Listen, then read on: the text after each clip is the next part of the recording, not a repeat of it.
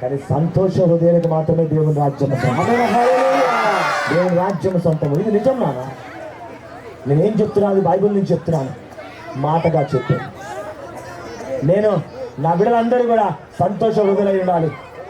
యుద్ధమైనా భయపడము, దుఃఖమైనా భయపడము, బాధైనా భయపడము, వ్యాధైనా భయపడేది లేదు, మనము అపవాది అయినా భయపడేది లేదు. ఆమేన్ హల్లెలూయా. యేసు నామములోనే జయము.